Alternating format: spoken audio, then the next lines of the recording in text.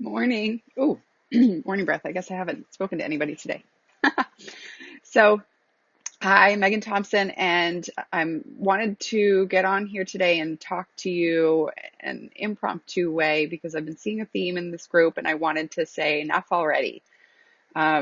So here you have me real talk on my couch with my yoga clothes and my Christmas decorations still up. So hashtag no judgment.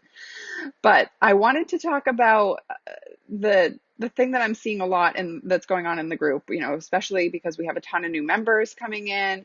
And it's this tendency to diagnose our kids based on what we see on the internet. And so, I'm sure your kid's pediatrician says the same old stuff to you about how WebMD can be a hypochondriac's nightmare and dream at the same time. But what I want to get to in this respect is this concept of feeling like there has to be an external source of what's causing all of these problems for my kid. And even if you're thinking internally, like a disease or a vitamin deficiency or a mental health diagnosis or some sort of biological component, that still sends the message that you're seeking for an external cause for the really difficult and challenging behaviors that you're seeing in your home. And I'm here to tell you that that might not be the case. And there's other things that you can take full responsibility for and can address now that don't include changing your kid's diet, that don't include changing your kid's biological makeup by adding medications that may or may not be needed to your child. And that's what I'm here to talk about. And we're going to be keeping it real this morning as a result, because I'm feeling pretty compelled to talk about this. And let me know if you're live. I know that it's kind of a random time, so say hi and hashtag replay if you're watching it later. So what I want to do is really get down to the nitty gritty of what this means for you, this sense of needing to search for an external cause for your child's behavior and your child's meltdowns. Because what I notice for parents is that when you start to look inward and you start to take full radical responsibility for your own behavior and the way that you structure your home and the way that you interact with your kid, you can see radical results. But if you continue to search for, like I said before, the vitamin deficiencies and somebody posted about lead poisoning. I mean, there's just a whole bunch of stuff that is just a lot less common than what's staring you out in front of your face. And that's you changing the way that you interact with your child, changing the way that you change the way that you teach your child, changing the way that you talk about feelings, changing the way that you structure the routine in your household so that your child is no longer overwhelmed. All of those things are within your direct control that you can change now. But what happens is, and this is, typical human behavior, so myself included, I do this too, but it doesn't mean that I allow it to continue. Is we get this sense of, our gut tells us that there's something I need to do. This is your gut saying, I need to fix this problem. I need to take responsibility. I need to address it. My kid is suffering and I need to do it. And my dog is like sensing the passion. I think he's a highly sensitive dog. He always goes upstairs whenever I feel passionate. I don't know if you saw that in the background. Um, I need to deal with this now. This is something that I need to take control of. And when that happens, your brain says, well, wait a minute. No, I don't. That means that there's something wrong with me. That means that there's something that I'm doing wrong. I don't want to hear that. Maybe it's got to be something else. And so let me go down that rabbit hole of the internet and try and find something else that could be causing this problem, when in reality, your gut is still saying there's something that I can be doing differently. There's something that I can take full control of. There's something that I can do to speak to my child differently. There's something that I can do to change the household routine so that I can see faster results. And when your gut is telling you that, and your head is saying, no way, like there's some other options that we could consider before I make internal change, that's where we get this stagnant stop, okay? Where you feel like you are running up against a brick wall and you're just pushing and can't get any further. Because you can go down 600 different rabbit holes. It's a vitamin deficiency. It's a, oppositional defiant disorder diagnosis. It's ADHD. It's, maybe my kid isn't getting enough sleep. Maybe my kid just needs a different teacher. I mean, there's a million different responses. But if you focus on the way that you can change, the way that you respond to your child and take full responsibility of the way that you run your household, the way that you teach emotions, the way that you communicate and validate your child, then you will see change in your household. I can't speak more fervently about this than the way that I'm doing now. And the reason behind that is because I see it all the time. I speak to parents every day who are skeptical about what I teach. Are you sure this is going to work for me? It sounds like a magic pill, when in reality, it's a heck of a lot of hard work. It is not a magic pill, but it is absolutely a hell of a lot simpler than trying to set up 700 different doctors and going to therapy for 2 years to see very little results. And so when we talk about this, even my clients who are skeptical ask me those questions. Are you sure this is going to work? Are you sure that the way that we're going to talk to my kid is really, they're really going to feel this? They're really going to actually understand it. They're not going to look at me like I have six heads. And when the parents take this guidance, when the parents that I work with who actually do the work, they see rapid results. They come back to me and they say, you know what? I was skeptical, but it actually worked.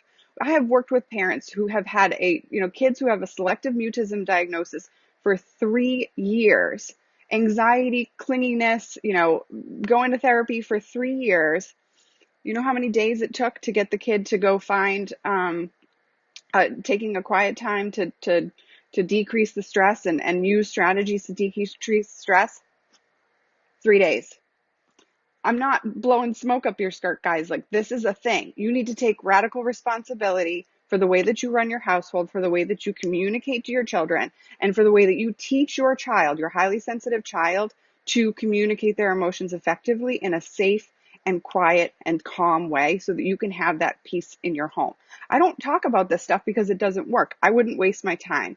But what I'm doing here in this moment, and when you can see how fired up I am, that's the redhead in me, is because there are significant changes that you can make immediately that lead to those results. And so when we think about the families that I've worked with who have worked with professionals who just say, like, oh, you just need to put a sticker chart up. Oh, you just need to have, you know, have a feelings poster in your house and talk about emotions and talk about what you need to do differently. That stuff is not working because it's not comprehensive. Of course, some of these strategies will work if there's a bigger plan and you see some tiny little bits and pieces of success. But if you're not seeing systematic change in your work with your child, with whomever you're working with, then you're not working with somebody who knows what they're doing with highly sensitive kids. And we need to talk about the fact that this result can happen a heck of a lot faster than 2 years. I mean, 2 years is an abomination for how long that some professionals say that the kids need to grow out of it. I just think it's BS, and I don't want to swear because I think my kid's awake. So, but like, and it's early, and you guys are probably listening to this while your kids are awake too. But I mean, it's BS that you have to hear from other parents, from your mom groups, from your pediatrician, from your kids therapist, from your kids school counselor, from your kids teachers, that they'll grow out of it. It's not happening. If your kid is hitting, kicking, biting, throwing furniture, melting down, stonewalling you, stuck in their feelings, running away to the room because you can't give any consequence because they can't hear anything that they're wrong, perfectionism to the point where they are struggling to accept any feedback, even if it's neutral.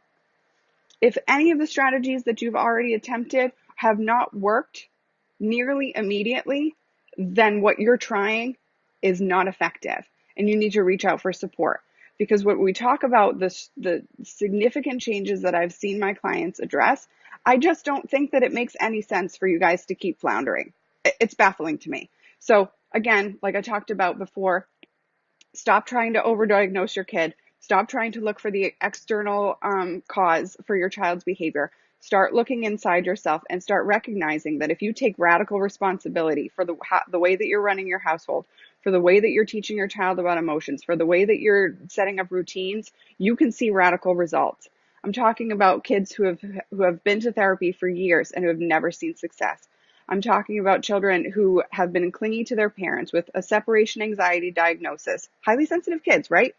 That's the whole umbrella. If you identify your child as highly sensitive and they've been diagnosed with some of these behavioral or anxiety-based mental health diagnoses, the professionals are just treating that. They're not helping you learn how to parent your child differently. And the research shows that parents who change the environment actually change their kids' behavior. It's this concept of called differential susceptibility and vantage sensitivity. Your child has the ability to change how they experience the world and perceive themselves if you change your environment.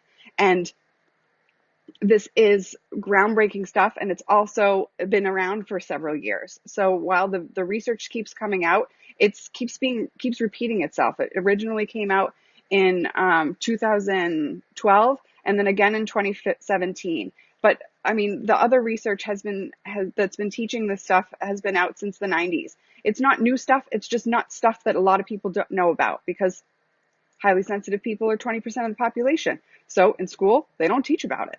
And so it's just a thing that you need to wrap your head around, that if your gut is saying you need to do something differently, first look inward. Don't listen to your brain that says it's got to be something else, because that's just your internal sense of feeling uncomfortable for taking responsibility for your actions. And when we take radical responsibility, we see radical results.